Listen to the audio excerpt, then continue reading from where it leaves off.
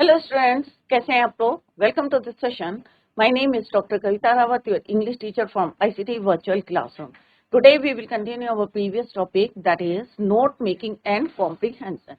तो बच्चों yesterday we discussed note making and how to make the notes. ये हमने कल डिस्कस करे थे. इसके कुछ रूल्स हमने यहाँ पे बताए थे, टिप्स बताई थी how to prepare note making. तो पहले क्या है बच्चों, नोट मेकिंग के लिए हम क्या यूज करते हैं, क्लॉजेस या फ्रेजेस को यूज करते हैं. कंप्लीट सेंटेंसेस हम नहीं यूज करते हैं. और सेकंड क्या है कि अगर आप नोट बनाते हैं तो it is easy for you to carry और रिवाइज करने के लिए एग्जाम के टाइम पे आपको इजी रहता है. क्लियर बच्चों?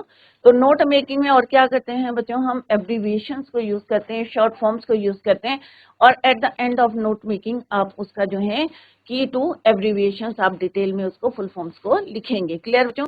तो कुछ points yesterday we discussed, I hope it is clear to you. तो यहाँ पे पॉइंट्स है, जैसे अभी मैंने आपको बताया, प्रिपेयर, एक बार और रिवाइज करते हैं, then we will continue. Prepare notes using phrases, short जो है sentences, clauses, group of words का आपको यूज करना है. डोंट यूज या never use complete sentences. Second आपको बताया था टॉपिक ऑफ ईच पैराग्राफ के क्या होते हैं बच्चों, हेडिंग होती हैं या मेन पॉइंट्स होते हैं, और उसके अंडर आप क्या लिखते हैं, सब हेडिंग या सब पॉइंट्स. क्लियर?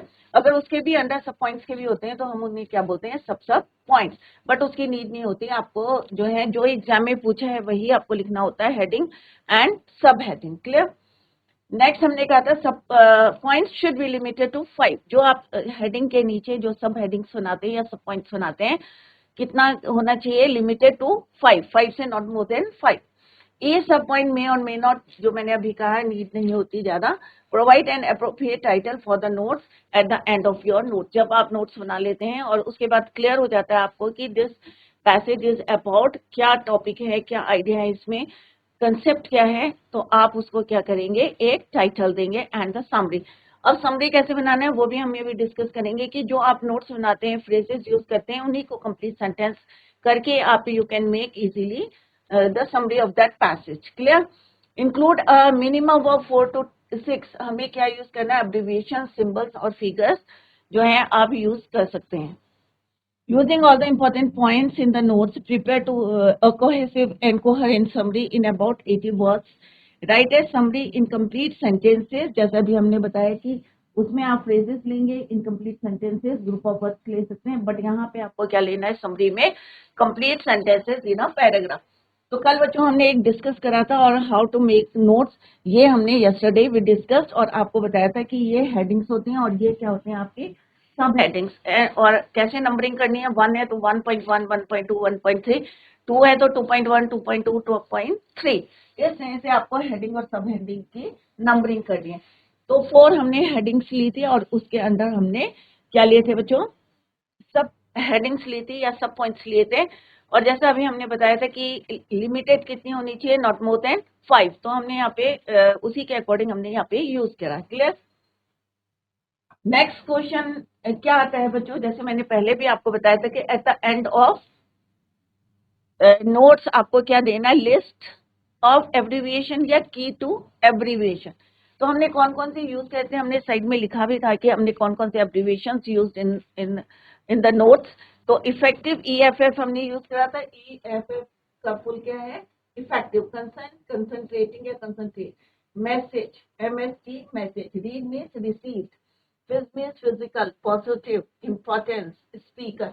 तो ये आपको जरूर देना है बच्चों, अगर आपने एब्रीविएशन यूज करी है, क्योंकि आपके क्वेश्चन में भी था यूज एब्रीविएशन वेयर नीडेड. जहां पे जरूरत है वहीं पे आप जो है एब्रीविएशन यूज करेंगे. और eight the end of your notes आपको लिस्ट ऑफ एब्रीविएशन या की टू एब्रीविएशन आपको लिखना है. नेक्स्ट क्वेश्चन आता है बच्चों आपका, right a summary of the passage in not more than 50 words using the notes made and also suggest a suitable title. अब यहाँ पे क्या लिखा है बच्चों, using the notes. अब जो तुमने नोट्स बनाए, अब नोट्स क्या बनाए, हमने क्लॉजेस लिखे हैं, छोटे छोटे जो हैं इनकम्प्लीट सेंटेंसेस लिखे हैं, उन्हीं को आप कंप्लीट करके you can make your summary. अब पहला हमने यही लिखा था, इफेक्टिव स्पीकिंग डिपेंड्स ऑन. तो इफेक्टिव स्पीकिंग और effective listening are two sides of the same coin. अगर आप जो है इफेक्टिव स्पीकिंग होगी तभी जो है लिसनर जो है उससे इफेक्ट होगा.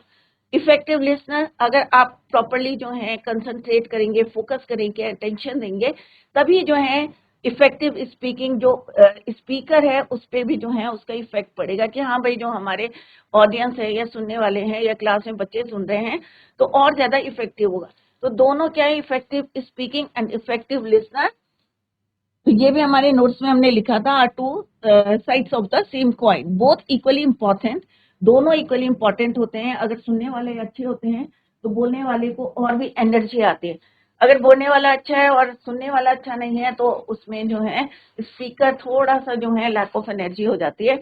सिमिलरली सुनने वाले के लिए भी बोलने वाले का उतना ही इफेक्ट होना चाहिए जिससे कि वो इफेक्टिव हो। That is why they both are important. तो यही हमारा टॉपिक था, यही हमने यहाँ पे लिखा। And incompetent listener will always fail. तो हमारा सेकंड पॉइंट क्या था बच्चों, सेम था कि इफेक्टिव स्पीकिंग डिपेंड्स लिसनर, और दोनों जो है इफेक्ट होते हैं। रीजन से इनकम्पिटेंट लिसनर्स फेल क्यों है, तो यही पॉइंट्स को आपको समरी में लिखना है। आपको ये कंफ्यूज नहीं करना, अरे भाई कैसे, how to write the summary. तो आपको use your notes while writing the summary. Second point भी हमने यहाँ पे लिख दिया कि जो इनकम्पिटेंट लिसनर्स होते हैं विल ऑलवेज फेल। क्यों होते हैं ये भी हमने वहां पे रीजंस लिखे थे सब हेडिंग्स पे। As he dips away from compares करते हैं, finally filters what the speaker is saying. To be a good listener concentration is important. Third point हमारा यही था, वही हमने यहाँ पे लिखा कि मेंटल और फिजिकल जरूरी होती है while you listening the speaker. The importance of other factors like note making, posture आपका सही होना चाहिए, cannot be ignored. All these are effective listening skills and are viewed as a positive feature by the speaker. तो हमने देखा वही points हमने यहाँ पे यूज करे हैं, नोट्स में यूज करे हैं। तो आपका टाइम भी वेस्ट नहीं होगा कि बार बार आपको रीड नहीं करना है पैसेज, उसी में जो आपने नोट्स बने हैं। और नोट्स भी कैसे बनाने हैं, एक एक पैरा को आपको रीड करना है and make the notes heading and sub heading. Clear. तो इस तरह से हमने जो है समरी लिखी यहाँ पे लिखी है with the help of your notes. Title क्या देंगे हम, the art of effective listening, कि आपकी आर्ट कैसी होनी चाहिए, कि फिजिकल अटेंटिव होना चाहिए, आपको मेंटली भी जो है फिट अलर्ट होना चाहिए, दोनों तरीके से पोस्चर आपका सही होना चाहिए। The art of effective listening. तो आप कुछ भी जो है यहाँ पे सुटेबल टाइटल आपको लिखना है। क्लियर। तो इस तरह से हमने एक नोट मेकिंग जैसे एग्जाम में आती है तो वो हमने यहाँ पे डिस्कस करी। फॉर योर प्रैक्टिस एक और करेंगे और उसके बाद हम करेंगे comprehension. Read the passage given below and answer the questions that follows. तो लेट्स सी द क्वेश्चन।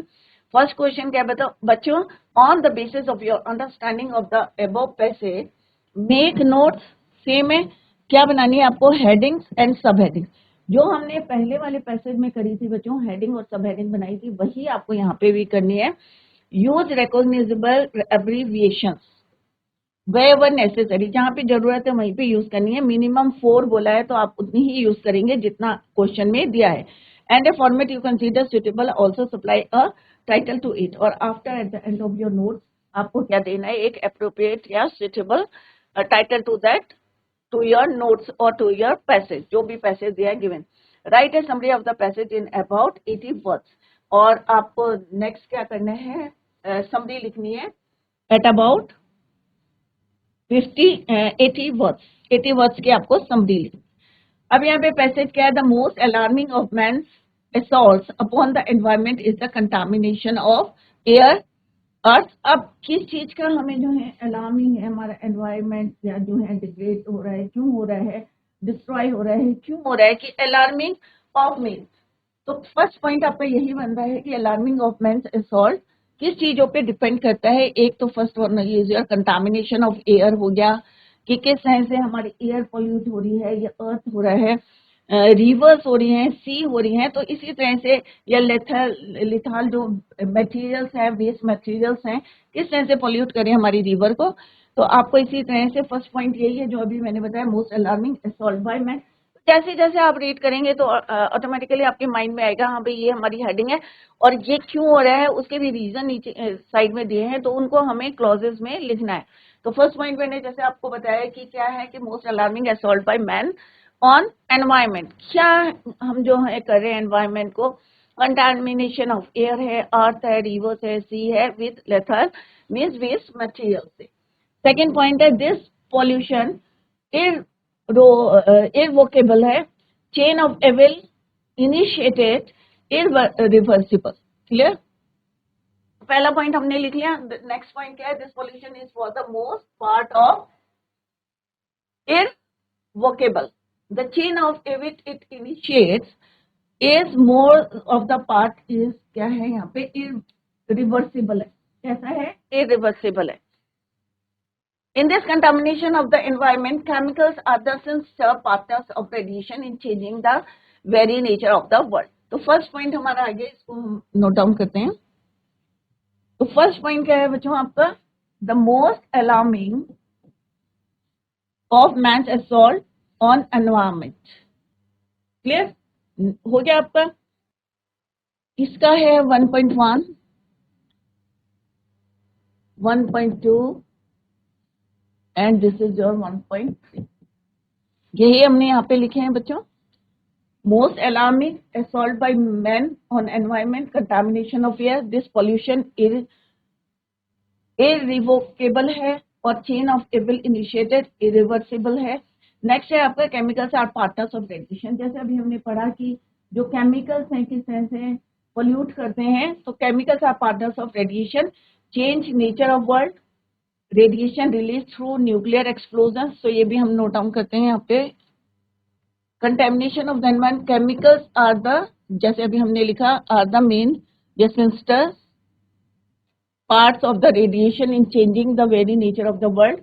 दूसरा क्या है हमारा? radiation released by explosion into the air comes to the earth, अर्थ में आता है किस फॉर्म में? रेन के फॉर्म में। lodges into the soil में चला जाता है, फिर enters the grass में जाता है, राइट? और wheat grown there reaches the bones। और उस जो पॉल्यूशन है, जो हमारी सॉइल पॉल्यूट हो रही है, उससे जो हमारी वीट ग्रोन हो रही है, there reaches the bones of human being के। तो कैसे एक चेन है, there to remain until his death. और तब तक जो है, क्योंकि ये हमारे बॉडी में जो है किस तरह से डिसॉल्व होता है in the form of food, और till death it remain till death. तो मेन यही है हमारा पॉइंट। क्या है? Chemical are partners of radiation. कैसे होते हैं बच्चों? Change nature of world, radiation release through nuclear explosion. अभी हमने कहा कैसे आते हैं? Comes to the earth in the form of rain, बारिश के रूप में अर्थ में आते हैं। कहाँ चले जाते हैं? Into the soil, lodges into the soil, soil के अंदर एंटर कर जाते हैं। एंटर्स ग्रास, फिर ग्रास में जाते हैं, और फिर किस में जाते हैं? Wheat grown there. और जितने हमारी कमर्शियल या वीट जो हमारी क्रॉप्स हैं, उसमें जाके फिर कहाँ चले जाते हैं? हमारी बॉडी में जाते हैं, और तब तक रहते हैं जब तक कि till death, it remain till death. तो इस तरह से आपको पॉइंट्स लिखने हैं। इसको यहाँ पे भी लिख सकते हैं, क्योंकि 5 पॉइंट्स लिखने हैं हमने, और ये हो गए हमारे 6। तो इसको यहाँ पे भी लिख सकते हैं, wheat grown there reaches human body. Clear? तो दिस इज योर 2, ये हो गया आपका 2.1, एंड दिस इज योर 2.2 कि कहाँ आते हैं? रीचेस, लॉजेस इन रेन, सॉइल में चले जाते हैं। फिर 2.3, 2.4 एंड 2.5। क्लियर? इस तरह से आपको नोट्स बनाने हैं, और कैसे बनाने हैं ये अभी हमने यहाँ पे लर्न करा। क्लियर? तो यही पॉइंट्स हमने यहाँ लिखे। ये आपके हेडिंग्स हो गए, और ये हो गए आपके सब हेडिंग्स। नेक्स्ट है बच्चों, तो जैसे जैसे हम रीड कर रहे हैं बच्चों, वैसे वैसे हम जो है उसके नोट्स बना रहे हैं। तो इट इज इजी कि पूरा आपको रीड नहीं करना, आपको जो है पैरा स्टार्ट करना है, और आपको जो है अपने आप माइंड में आ रहा है। देखो बच्चों, the most alarming main assault. अब कौन कौन से हैं जो हम एनवायरनमेंट को जो है पोल्यूट कर रहे हैं? कंटामिनेशन आगे साफ लिखा हुआ, तो हमें उसको जो है क्लॉजेस में लिखना है। फिर हमने देखा कि यहाँ पे कौन कौन से रीजन है, उन्होंने लिखा। फिर सेकेंड पॉइंट देखा कि केमिकल्स कैसे जो है पार्टनर हैं एनवायरनमेंट को पोल्यूट करने के लिए। फिर उसके रीजंस यहाँ पे दिए हैं कि किस तरह से एक्सप्लोजन, न्यूक्लियर एक्सप्लोजन जो है इनटू द एयर, फिर ये हमारे in the form of rain comes to the earth, earth में आते हैं रेन के रूप में। फिर कहाँ जाते हैं? ये lodges into the soil, soil के अंदर चले जाते हैं और फिर ग्रास और जो भी ग्रोथ होती है हमारी क्रॉप की, फिर वीट ग्रोन देयर और वो सीधे हमारी बॉडी में जाते हैं और it remain until his or her death. Similarly chemicals, अब यहाँ पे आएगा बच्चों केमिकल, अभी हमारे यहाँ पे आया केमिकल जो हम स्प्रे करते हैं ना बच्चों, हम इंसेक्टिसाइड्स करते हैं, पेस्टिसाइड्स करते हैं, तो ये कैसे जो है हम पहुंचाते हैं हमारे एनवायरमेंट को। तो chemicals spread on crops lie long in soil. अब जो हम स्प्रे करते हैं काफी समय तक ये किस में रहते हैं, सॉइल में। Entering living organisms, passing from one to another, a chain, poisoning and death, or they pass by underground streams until they emerge and combine into new forms that kill vegetation, sicken cattle, harm पहुंचाते हैं those who drink from once pure wells. अब यहाँ पे जो हम chemical spray करते हैं तो डेफिनेटली कहीं ना कहीं जब हमारे जो इंसेक्ट्स को किल करते हैं वो तो डेफिनेटली वो हमें भी हार्म पहुंचाती है। किस तरह से पहुंचाती है, अगर वो जो है पानी में चले जाते हैं या सॉइल में चले जाते हैं, स्ट्रीम्स में जाते हैं और वही पानी जो है हमारे जो है कैटल्स पीते हैं तो क्या होते हैं, वो सिकन मीन्स बीमार हो जाते हैं। किल द वेजिटेशन स्पॉइल हो जाती है। क्लियर। तो second point, third point is your chemical spread on crops. तो ये हमारी क्या हो गई बच्चों, हेडिंग हो गई। अब इस हेडिंग में कैसे, लाई लॉन्ग इन सॉइल, सॉइल में काफी समय तक जो है ये रहती है।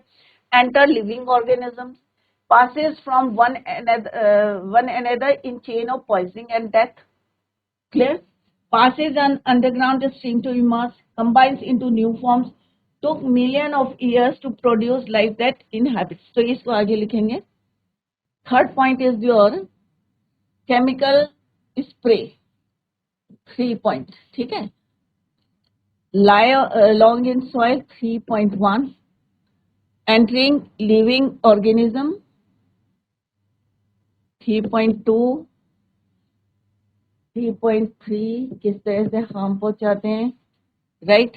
दे मर्ज and combine into new forms, underground में जाते हैं, 3.4. 3.5 अब प्योर वेल्थ। अब नेक्स्ट क्या है, it took hundreds of million years, कितने साल लगते हैं, मिलियन ईयर्स लगते हैं हमारे, to produce the life that now inhabits the earth, reach a state of adjustment and balance with surrounding. The environment contained elements that are hostile as well as supporting. Even within the light of the sun, there were short-wave radiations with power to injure. तो next heading क्या है आपकी, took million of years to produce life that inhabits earth.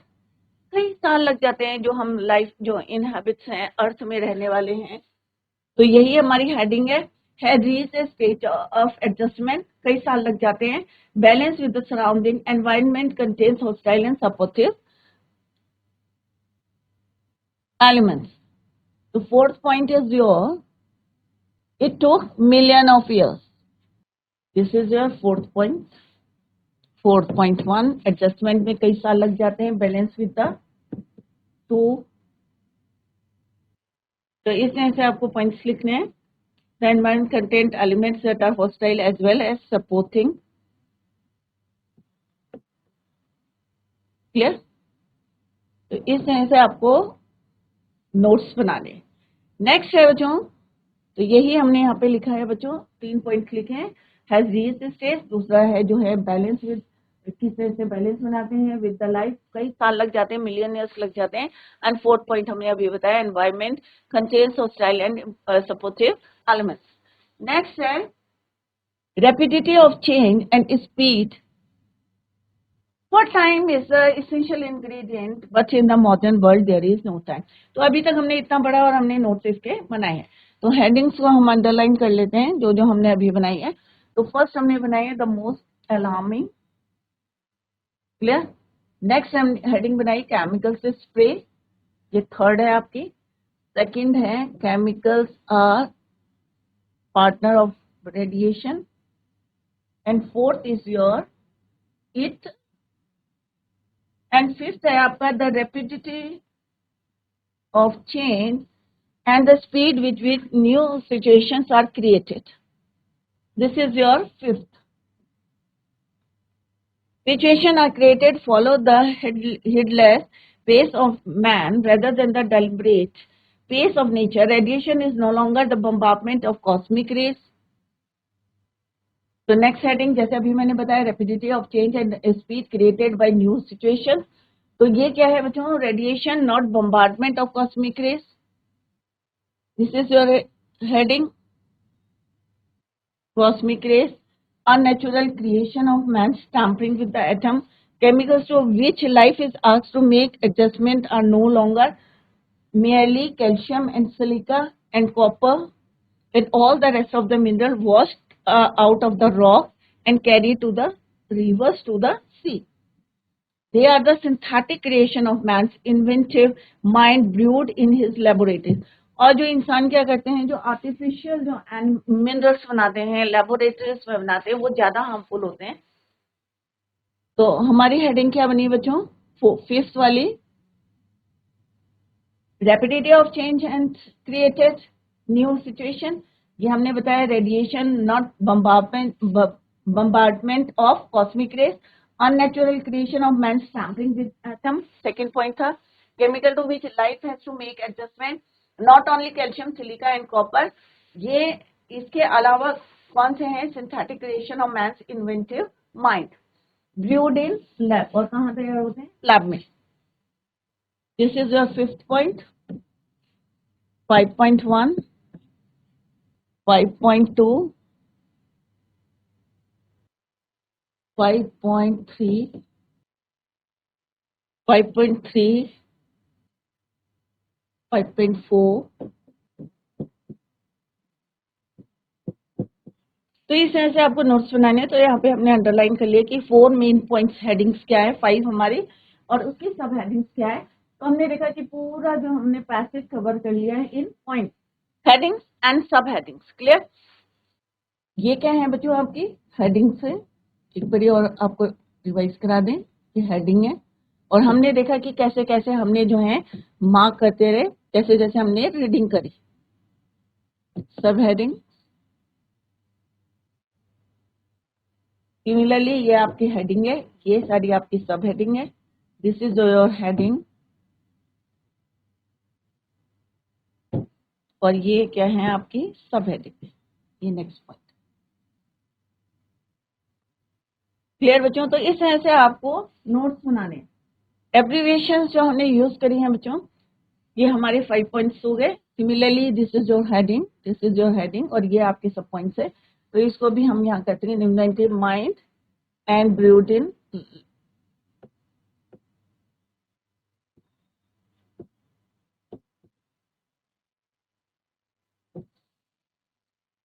तो ये हमारी ये heading है, और ये क्या है? हमारी सब heading. Clear? List of abbreviations use. जो आपने एब्रीविएशंस यहाँ पे यूज करे हैं उनका यहाँ पे एक हमने की टू एब्रीविएशंस लिखे. एनवायरमेंट के लिए हमने यूज करा ENVIRON, एनवायरमेंट. एन के लिए सबको पता है कि शॉर्ट फॉर्म क्या है? एंड. पॉल्यूशन के लिए POLS. केमिकल के लिए CHEM, chemical. Organisms means ORGS, organisms. Airs, calcium. Lab के लिए लेबोरेटरीज के लिए लेबोरेटरी. तो ये जरूर आपको देना है, क्योंकि आपने ये abbreviation use in your notes, क्योंकि हमने इनको कहाँ यूज करा है? अपने नोट्स में. क्लियर बच्चों? जैसे यहाँ पे एनवायरमेंट शॉर्ट में लिखा है हमने, तो जितने हमने एब्रिविएशंस लिखे हैं उनके आपको की देने हैं. समरी. अब इसके बाद क्या है बच्चों? आपको समरी लिखना है. द केमिकल पॉल्यूशन सबको पता है कि जो आपने अभी पॉइंट्स लिखे हैं उन्हीं को यहाँ पे आपको नोट्स में जो क्लॉजेस यूज करे उन्हीं के कंप्लीट सेंटेंसेस लिखने, क्योंकि समरी में you can write your complete sentence, but note making में don't write your complete sentences, use clauses. Clear? Chemicals are partners of radiation that reach our body and remain there. तो जो हमने notes में लिखा है बच्चों वही हमने यहाँ पे लिखा है. क्लियर? ये समरी. अब इसका टाइटल क्या है? तो टाइटल हमने यहाँ दिया है आप यहाँ पे लिख सकते हैं टाइटल केमिकल, यहाँ पे लिखा है, लास्ट में भी लिख सकते हैं आप, केमिकल पॉल्यूशन ऑफ एनवायरमेंट या पॉल्यूशन ऑफ एनवायरमेंट, क्योंकि यहाँ पे हमने पूरा केमिकल के बारे में पढ़ा है, तो यहाँ पे इट इज सुटेबल और appropriate title for this passage. Clear? Chemical pollution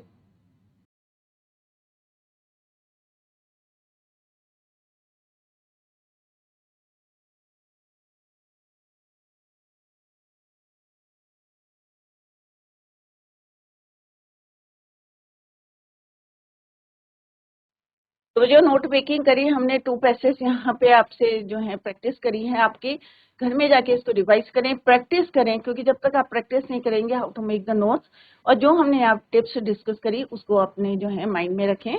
that's all for today. Thank you so much. Bye. Take care. Have a nice day.